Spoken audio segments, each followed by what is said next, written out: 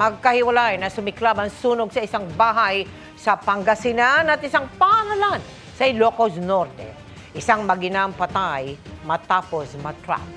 Nakatuto si CJ Torida ng GMA Regional TV.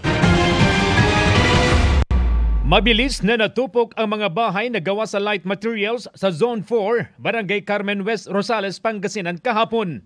Tinatayang nasa 2.5 million pesos ang pinsala sa sunog nang matupok ang isang bahay at nadamay pa ang 4 na struktura.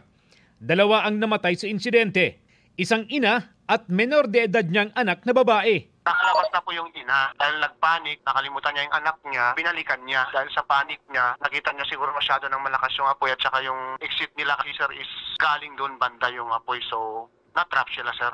Nasugatan din ang isa pang matandang lalaki nang tangkain niyang iligtas ang 2 biktima.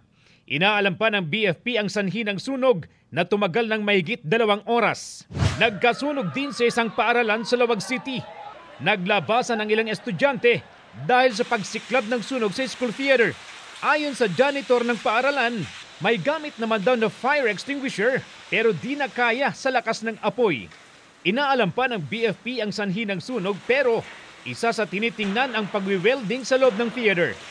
Mula sa GMA Regional TV at GMA Integrated News, CJ Torida, nakatutok 24 oras.